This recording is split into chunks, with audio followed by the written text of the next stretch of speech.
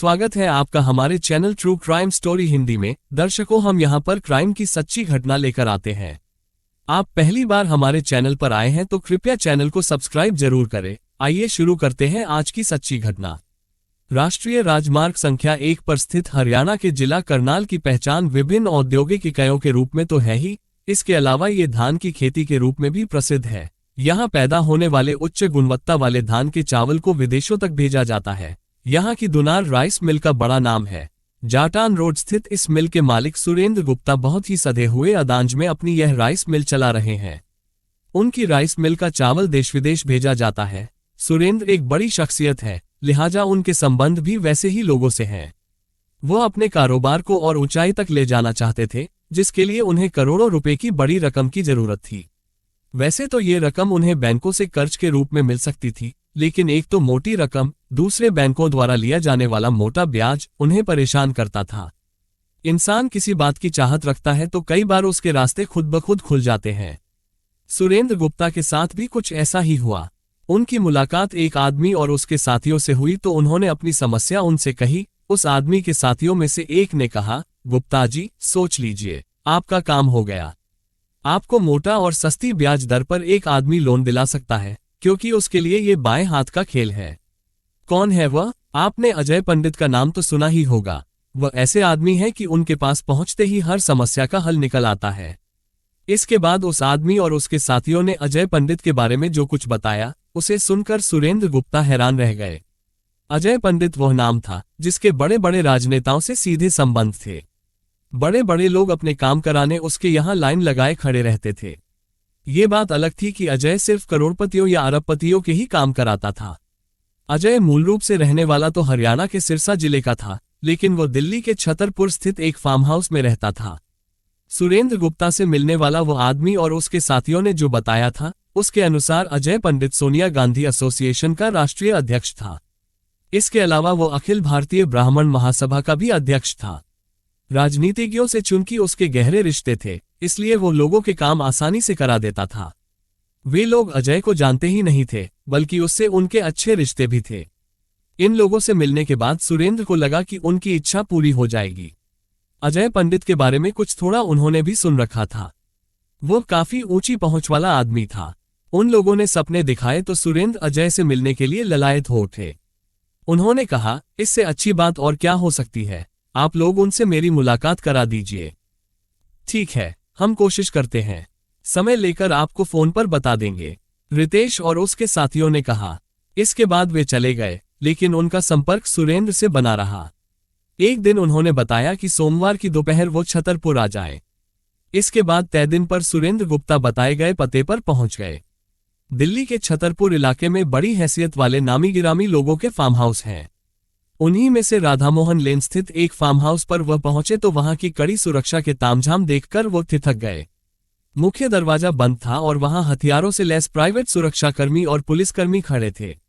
उनकी गाड़ी रुकी तो एक सुरक्षाकर्मी ने उनके नजदीक आकर पूछा, किससे मिलना है? अजय जी से। अपॉइंटमेंट है मेरा, 1 मिनट ठहरिए, कहकर सुरक्षाकर्मी पलटा और मुख्य द्वार पर बनी केबिन में जाकर वहां रखे टेलीफोन से बात की। उसने फोन रखकर दरवाजा खुलवाने के साथ ही उन्हें अंदर जाने का इशारा कर दिया। फार्म हाउस के अंदर का नजारा बड़ा ही आकर्षक था। वहां हर तरफ हरियाली थी। पार्किंग में पहले से ही कई महंगी और लग्जरी कारें खड़ी थीं। उन्होंने भी अपनी कार वहां खड़ी कर दी और उतरकर कोठी की तरफ बढ़े। कोठी के बरामदे में बने ऑफिस नुमा कमरे में कई लोग बैठे थे। वहां मौजूद लोगों ने उनसे आने का कारण पूछा तो उन्होंने बता दिया। ठीक है, आपको थोड़ा इंतजार करना होगा, साहब बाहर हैं, कुछ देर में आते ही होंगे, कहकर एक आदमी उन्हें अंदर ड्राइंग रूम में ले गया। वहां पड़े बेशकीमती सोफों पर पहले से ही तमाम लोग बैठे थे। वह भी एक सोफे पर बैठ गए। वहां की भव्यता देखकर उनकी आंखें खुली की खुली रह गईं। चमकदार मार्बल, कालीन, फर्नीचर, दीवारें, उन पर लगी पेंटिंग्स और छत में लटकते झूमर, सभी कुछ भव्यता प्रदर्शित कर रहे थे। इसके अलावा दीवारों पर नामचीन राजनेताओं के साथ मुस्कुराते हुए एक ही शख्स के तमाम फोटो टंगे थे। वो समझ गए कि यही अजय पंडित हैं। ड्राइंग रूम की शान भी अलग ही थी। क्लोज सर्किट कैमरे भी वहां लगे थे। इससे भी ज्यादा खास बात यह थी कि वहां बैठे लोग चाय, कॉफी, स्नैक्स आदि इस अंदाज में खा पी रहे थे, जैसे वहां कोई पार्टी चल रही हो। 3-4 वेटर खातिरदारी में लगे थे। एक वेटर उन्हें भी पानी दे गया। उसके बाद उनसे ऑर्डर लिया, आपके लिए क्या लाए सर? कॉफी ले आओ, सुरेंद्र ने कहा तो कुछ देर बाद एक वेटर गोल्डन कप में उन्हें कॉफी दे गया। वो जिस ड्राइंग रूम में बैठे थे वहां से बाहर का भी नजारा दिखाई दे रहा था। वहां अनगिनत देशी विदेशी पेड़ पौधों ने वातावरण को सुंदर बनाया हुआ था। कुछ ही वक्त बीता था कि वो आदमी और उसके साथी भी आ गए। उन्होंने गर्मजोशी से सुरेंद्र गुप्ता का स्वागत किया। वे भी बातचीत में मशगूल हो गए। कुछ और वक्त बीता होगा कि सायरन बजाती एक जिप्सी फार्म हाउस में दाखिल हुई। उसके ठीक पीछे काले रंग की चमचमाती कार थी और उसके पीछे एक और जिप्सी। दोनों जिप्सियों पर बीसीओ कमांडो और सुरक्षाकर्मी सवार थे। सभी के पास हथियार और वॉकी टॉकी थे। एक सुरक्षाकर्मी ने चमचमाती कार का पिछला दरवाजा खोला तो उसमें से जो शख्स उतरा वो निहायत ही आकर्षक था। उसने नीले रंग का सूट पहना हुआ था। उसने अपने नजदीक आए स्टाफ से कुछ गुफ्तगू की और ड्राइंग रूम की तरफ बढ़ने लगा। उसकी चालढाल में भी रुआब झलक रहा था।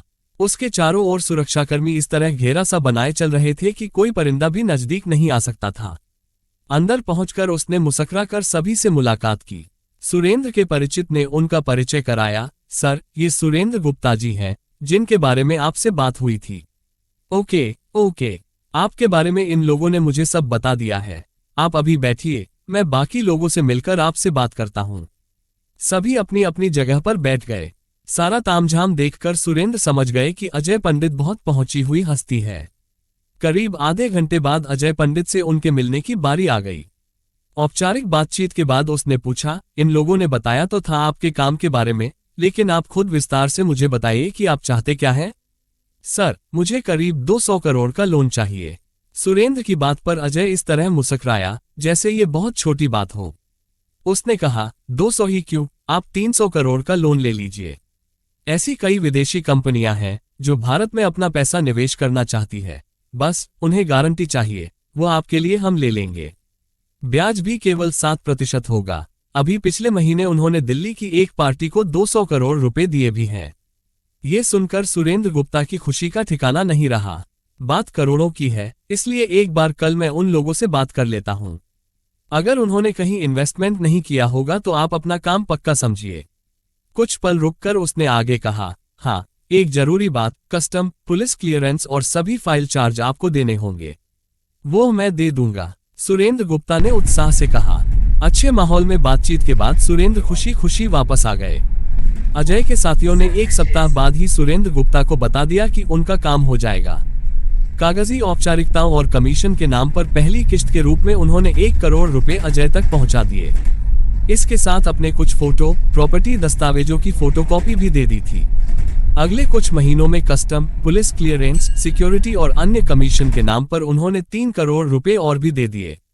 300 करोड़ के लोन के लिए ये रकम कुछ भी नहीं थी। इतना बड़ा लोन उन्हें मिलने जा रहा था, यही क्या कम था। इस बीच कई तरह के फार्म जो कस्टम, बैंकों और विदेशी मनी ट्रांसफर की सरकारी परमिशन से संबंधित थे, सुरेंद्र गुप्ता से हस्ताक्षर करा लिए गए थे। कई बार इंसान जैसा सोचता है वैसा होता नहीं। लोन मिलने की उम्मीद में समय और तारीखें बढ़ती चली गईं। सुरेंद्र बहुत खुश थे, लेकिन उनकी खुशी को पहला झटका तब लगा जब अजय के साथियों ने उन्हें नजरअंदाज करना शुरू कर दिया। आशंकित होकर सुरेंद्र गुप्ता ने अपने स्तर से अजय पंडित के बारे में पता लगाना शुरू किया, लेकिन उसके रसूख में कहीं कोई शक नहीं हुआ। उनके एक परिचित ने यह जरूर कहा कि कहीं ऐसा तो नहीं कि उन्हें ठग लिया गया हो। ये ख्याल मन में आते ही उनके पैरों तले से जमीन खिसक गई। उन्होंने अजय के साथियों से भी बात की। वे काम के लिए तो हामी भरते रहे, लेकिन टरकाते भी रहे।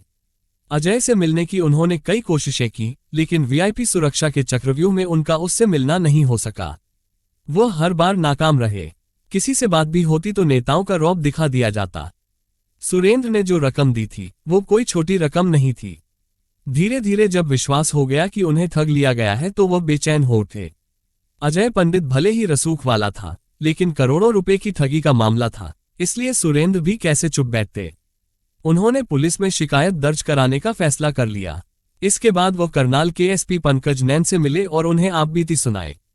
पुलिस ने उन्हें शीघ्र कार्रवाई का आश्वासन दिया।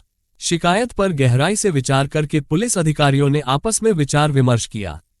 पुलिस ने अजय के बारे में जानकारियां जुटाई तो पता चला कि उसके बड़े बड़े नेताओं से संबंध हैं। वो काफी उच्च स्तर पर संबंध रखने वाला आदमी है। उसकी पैठ न केवल हर बड़ी पार्टी में है, बल्कि पुलिस प्रशासन, नौकरशाहों और उद्योगपतियों से भी उसके अच्छे रिश्तों की बात सामने आ रही थी। निस्संदेह वह ऊंची पहुंच वाला आदमी था। ऐसे आदमी पर बिना पर्याप्त सबूत या एफआईआर के हाथ डालना संभव नहीं था। इससे पुलिस की कार्रवाई शुरू होने से पहले ही खत्म हो सकती थी। इसी छानबीन में पुलिस रिकॉर्ड से पता चला कि कुछ साल पहले में पानीपत शहर में अजय के खिलाफ नौकरी के नाम पर 20 लाख रुपए की ठगी का एक मामला दर्ज हुआ था। यह मामला अदालत में चल रहा था। इससे पुलिस का ये शक पुख्ता हो गया कि अजय राजनीतिक संबंधों की आड़ में लोगों के साथ ठगी कर रहा है। इसके बाद थाना मधुबन में सुरेंद्र गुप्ता की तहरीर पर आरपीसी की धारा 420 और 506 के तहत मामला दर्ज हो गया। इसके बाद अधिकारियों ने विचार विमर्श के बाद उसकी गिरफ्तारी का फैसला कर लिया। प्रदेश पुलिस के मुखिया यशपाल सिंघल और आईजी हनीफ कुरैशी ने भी इस मामले में कार्रवाई के निर्देश दे दिए। इसके लिए एक स्पेशल इन्वेस्टिगेशन टीम भी बना दी गई। इस टीम में कई तेजतर्रार पुलिस अधिकारी को शामिल करते हुए इसकी कमान डीएसपी जितेंद्र गहलावत को सौंप दी गई। अब पुलिस उसे घेरने की कोशिश में जुट गई। पुलिस ने चंडीगढ़ अंबाला रोड पर अजय को पूछताछ के बहाने बुलाया गया तो उसने अपनी पहुंच का हवाला देकर पुलिस को रौब में लेने की कोशिश की, लेकिन पुलिस ने उसके प्रभाव में आए बिना उसे गिरफ्तार कर लिया। जबकि पुलिस ने इस गिरफ्तारी की तत्काल किसी को भनक नहीं लगने दी और अदालत में पेशी के बाद उसे 5 दिनों के रिमांड पर ले लिया। प्राथमिक पूछताछ के बाद पुलिस ने उसे साथ लेकर छतरपुर स्थित फार्म हाउस पर छापा मारा तो वहां से सुरेंद्र गुप्ता द्वारा दिए गए 2 करोड़ रुपए बरामद हो गए। हरियाणा पुलिस के लिए किसी मामले में अब तक बरामद की गई सबसे बड़ी रकम थी। इसी के साथ अजय की गिरफ्तारी की खबर जंगल में आग की तरह फैल गई। पुलिस तब चौंके बिना नहीं रह सकी जब उसके सामने 2 और ऐसे शिकायतकर्ता आ गए जो अजय पंडित की ठगी का शिकार हुए थे। उनमें से करनाल के वीरेंद्र सिंह से गैस एजेंसी और पेट्रोल पंप दिलाने के नाम पर 1.5 करोड़ रुपए ठगे गए थे, जबकि पुणे के आरएस यादव से केंद्र सरकार में नेशनल सिक्योरिटी कमीशन में मेंबर बनवाने के नाम पर 50 लाख रुपए की रकम ऐंठी गई थी। पुलिस ने इन दोनों मामलों में भी मुकदमा दर्ज कर लिया और अजय पंडित से विस्तृत पूछताछ की। इस बीच उसे पुनः अदालत में पेश किया गया। इस बार भी उसे 9 दिनों के पुलिस रिमांड पर लिया गया। अजय पंडित से पूछताछ और उसके कारनामों की चर्चाओं एवं जांच पड़ताल में जो कहानी निकलकर सामने आई वो इसलिए चौंकाने वाली थी क्योंकि एक 9वीं फेल शख्स ने अपनी महत्वाकांक्षाओं और शातिर दिमाग के बल पर इतनी ऊंची पहुंच बना ली थी जिसकी जल्दी कोई कल्पना भी नहीं कर सकता। जानी मानी पार्टियों के राष्ट्रीय स्तर के नेताओं से लेकर वरिष्ठ अधिकारियों से उसके सीधे और मजबूत संबंध थे। उसका रसूख और राजशाही ठाट देखकर बड़े बड़े लोग प्रभाव में आ जाते थे। अजय शर्मा उर्फ सरजू को जानने वाले बताते हैं कि वो 9वीं फेल था। उसके पिता का कभी छोटा सा क्लिनिक हुआ करता था। वो सिरसा में गोदाम रोड पर रहते थे। उसकी प्रारंभिक शिक्षा यहीं हुई थी। वो बचपन से ही महत्वाकांक्षी था। पढ़ाई में मन नहीं लगा। इसके बावजूद वो ऊंचे सपने देखने लगा। कुछ लोग अपने सपनों को पढ़ाई और काबिलियत के बलबूते पूरा करते हैं, परंतु कुछ लोग शॉर्टकट के जरिए। फर्क इतना होता है कि जो सपने काबिलियत से पूरे होते हैं वे स्थायी होते हैं, जबकि जिन्हें शॉर्टकट के जरिए पूरा किया जाता है उनकी कोई बुनियाद नहीं होती, वे वक्ती होते हैं। ये फर्क कालांतर में आईने की तरह एकदम साफ दिखता है। इस बड़ी हकीकत से अनजान अजय का थकी सी जिंदगी में मन नहीं लगता था। पढ़ा हुआ वो भले ही कम था, लेकिन दिमाग का तेज था। उसका व्यक्तित्व भी आकर्षक था। उसके आर्थिक हालात कतई अच्छे नहीं थे। उसे लगता था कि हवाई चप्पलों में टहलते हुए उसकी उम्र यूं ही कट जाएगी। ये बात उसकी समझ में आ गई थी कि आज के जमाने में राजनीतिक ताकत से बड़ी कोई ताकत नहीं है। उसने राजनीति से जुड़े लोगों से रिश्ते बनाने शुरू कर दिए, साथ ही गुजारे के लिए प्रॉपर्टी का छोटा मोटा काम करने लगा। बातों से किसी को भी प्रभावित करने की कला उसमें थी ही। उसकी पैठ बढ़ी तो उसने दिल्ली का रुख किया। इसके बाद उसने कई सालों तक सिरसा की ओर पलट कर नहीं देखा। राजनीतिज्ञों की शागिर्दी के साथ उसने लोगों के छोटे मोटे काम कराने शुरू किए तो उसके बदले वो पैसे लेने लगा। इसी के साथ प्रॉपर्टी के काम में भी वह हाथ आजमाता रहा। कई शराब कारोबारियों से भी उसके रिश्ते बन गए थे। विवादित प्रॉपर्टी पर उसकी खास नजर होती थी क्योंकि वहां नेताओं और नौकरशाहों की पॉवर का इस्तेमाल करके वह अपने रिश्तों को भुना लेता था। हैसियत बढ़ी तो पंजाबी बाग जैसे पौश इलाके में किराए पर रहना शुरू कर दिया। इन्हीं कामों से उसने इतनी दौलत कमाई कि 10 सालों में वो काफी दौलतमंद हो गया। इस बीच फिल्मों से प्रभावित होकर उसने अपना नाम अजय पंडित रख लिया। अजय का काम करने का तरीका एकदम अलग था। उसने तमाम चेले चपाटे बना लिए थे जो पहले शिकार को टारगेट करते थे। इसके बाद उसे शान दिखाकर संपर्क बढ़ाकर उसे राजनीतिक घरानों से लेकर बड़े नौकरशाहों से मिलवाकर अपना विश्वास जमाते, और जब विश्वास जम जाता था तो उसे कोई ख्वाब दिखाकर चाल चलना शुरू कर देते थे। इस मामले में अजय करिश्माई व्यक्तित्व का स्वामी था। लोग न सिर्फ उस पर भरोसा कर लेते थे, बल्कि उसे काम के बदले मोटी रकम भी दे देते थे। जिनके काम नहीं होते थे, उनके रुपए फंस जाते थे। अजय रसूख की बदौलत तरह तरह के हथकंडे अपना कर ऐसे लोगों को किनारे कर देता था। किसी को राजनीतिक पार्टी का टिकट दिलाने, किसी को नौकरी, किसी को पेट्रोल पंप व गैस एजेंसी का लाइसेंस दिलाने तो किसी को बड़े काम के ठेके दिलाने का झांसा देकर वो ठगी करता था। ऐसा भी नहीं था कि वो लोगों के काम बिल्कुल नहीं कराता था, लेकिन जिनका काम नहीं होता था उनके पैसे फंस जाना तय था।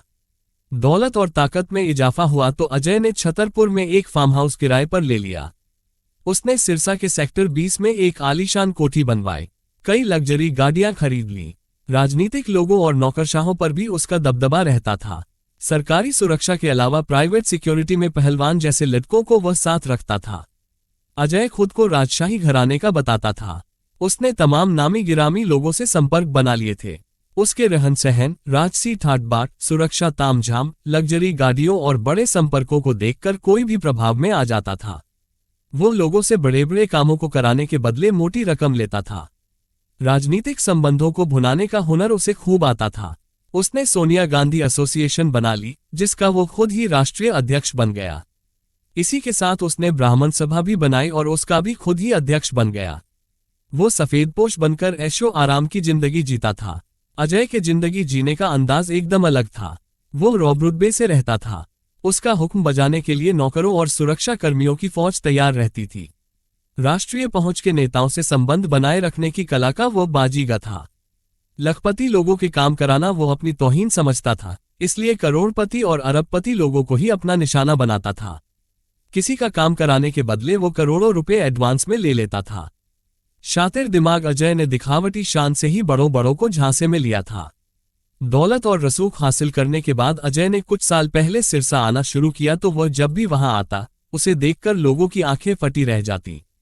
कारों और वीआईपी सिक्योरिटी ही नहीं, अजय हेलीकॉप्टर से भी आता था। लोगों में जिज्ञासा बढ़ाने के लिए वो शहर के ऊपर हेलीकॉप्टर का चक्कर लगवाकर एफओ स्टेशन पर उतरता था। तब लोगों को पता चल जाता था कि उनका अजय उर्फ सरजू आया है। वो दान भी दोनों हाथों से करता था। ये दान वो धार्मिक आयोजनों, पूजा स्थलों से लेकर गरीबों तक में करता था। उसने दान भी इतना किया था कि उसकी पहचान बड़े दानवीरों में होने लगी थी। उसके रसूख और दान देने की दिलदारी को देखकर लोग उसे कार्यक्रमों में बुलाने लगे थे। विशेष अवसरों पर जब उसके आने पर गरीबों की लाइन लगती थी तो वो खूब दान करता था। गरीबों के प्रति उसकी यह दरियादिली जितनी सुर्खियों में आती, वो उतना ही खुश होता और गर्व महसूस करता। उसने किसी गरीब को कभी 1000 या 500 से कम का नोट नहीं दिया, क्योंकि उससे कम देना वो अपनी तौहीन समझता था। उसे ऐसा करते देख बड़े बड़े रईस भी हैरान रह जाते थे।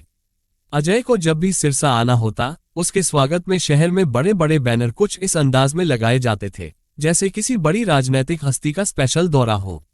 जब सारी तैयारियां पूरी हो जाती, उसके बाद ही भारी सुरक्षा तामझाम और काफिले के साथ अजय फिल्मी स्टाइल में एंट्री करता था। उसके आगे पीछे पुलिस और कमांडो दस्ते की जिप्सियां चलती थीं। उनके बीच वह महंगी लग्जरी कार में रहता था। लोग उसे देख सकें, इसके लिए कार का शीशा उतार दिया जाता था। जिप्सियों पर 2 पुलिसकर्मी गले में कार्बाइन डालकर खड़े होकर चलते थे। शायद ऐसा इसलिए किया जाता था कि लोग देख सके कि पुलिस किस मुस्तैदी से उसे वीआईपी सुरक्षा दे रही है। इस सब के पीछे उसकी मंशा लोगों को अपना रसूख दिखाने की होती थी। वो हमेशा वीआईपी सिक्योरिटी रखता था। उसकी सुरक्षा में पंजाब, हरियाणा और दिल्ली पुलिस के जवान होते थे। जितनी सुरक्षा उसके पास होती थी, किसी कैबिनेट मंत्री के पास भी नहीं होती थी। विधानसभा चुनावों के समय सिरसा में चर्चा हो रही थी कि कांग्रेस अजय को अपना उम्मीदवार बनाएगी तो पूर्व मंत्री गोपाल कांडा से उसका कांटेदार मुकाबला होगा। हालांकि ऐसा हुआ नहीं। अजय की रईसी का आलम यह था कि वह अपने नाते रिश्तेदारों को महंगी कारें तक गिफ्ट करता था। उसके पास जो लग्जरी गाड़ियां थीं, वे उसके नाम नहीं थीं। उसकी BMW, मर्सिडीज, ऑडी व हुंडई कारें उसके साथियों और पीए के नाम पर थीं। अजय की शान से प्रभावित होकर बड़े बड़े लोग अपने काम कराने के लिए उसके पास आते और उसके जाल में फंस जाते थे। उन्हीं में पुणे के एक बड़े शिक्षण संस्थान के संचालक RS यादव भी थे। वो अक्सर अपने कामों से दिल्ली आते रहते थे। इसी आने जाने में उनकी मुलाकात अजय से हुई तो उसने उन्हें ऐसा झांसा दिया कि वह भी उसके जाल में फंस गए। उसने उनसे कहा था कि सरकार एक सिक्योरिटी कमीशन बनाने जा रही है, अगर वह चाहे तो गृह मंत्रालय में सिफारिश करके उन्हें वो उसमें मेंबर बनवा सकता है। उन्हें तमाम सरकारी सुविधाओं के साथ लाल बत्ती लगी गाड़ी और सुरक्षा भी मिलेगी। आर.एस. यादव इसके लिए सहज ही तैयार हो गए। अजय का रसूख चूंकि वो देख चुके थे, इसलिए शक जैसी कोई बात नहीं थी। उन्होंने 50 लाख रुपए अजय को आने वाले दिनों में दे भी दिए। ऐसा कोई कमीशन बनना ही नहीं था, इसलिए रुपए हाथ में आते ही अजय उन्हें टरकाने लगा थी कि यह आदमी आइंदा कभी कोठी में नहीं दिखना चाहिए, बाहर से ही इसे भगा देना। इस तरह आर.एस. यादव को बाहर का रास्ता दिखा दिया गया तो वो चाहकर भी कभी उससे नहीं मिल सके। अजय की पहुंच को देखते हुए उन्होंने उसके खिलाफ जान के डर से पुलिस में शिकायत करने की भी हिम्मत नहीं की। कोशिश करके हरियाणा में शिकायत की, लेकिन वह भी दबकर रह गई। कुछ साल पहले अजय ने पानीपत के एक आदमी से सरकारी नौकरी लगवाने के नाम पर 20 लाख रुपए ठग लिए थे। ठगी का शिकार हुए आदमी ने चुप बैठने के बजाय उसके खिलाफ मुकदमा दर्ज करा दिया था। पानीपत में उसके खिलाफ 20 लाख रुपए की ठगी का मुकदमा तो दर्ज हुआ, लेकिन अपनी पहुंच के बल पर वो कानून के शिकंजे में फंसने से बचता रहा। मामला अदालत में पहुंचा। अजय को उम्मीद थी कि एक दिन ये सब रफा दफा करा देगा। अजय की ठगी का सिलसिला यही नहीं थमा। उसने करनाल के सेक्टर 1 निवासी वीरेंद्र सिंह से भी पेट्रोल पंप और गैस एजेंसी दिलाने के नाम पर 1.5 करोड़ रुपए ठग लिए थे। वीरेंद्र को न एजेंसी मिली न रुपए। अजय की पहुंच के आगे वह भी थक कर बैठ गए थे। इसके बाद उसने सुरेंद्र गुप्ता को ठगी का शिकार बनाया। उसे कहीं से पता चला था कि सुरेंद्र को लोन की जरूरत है। ये पता चलते ही उसने अपने साथियों को उनके पीछे लगा दिया। गुप्ता उनके जाल में एक बार फंसे तो फिर फंसते ही चले गए। अजय के कारनामों का खुलासा हुआ तो हर कोई हैरान था।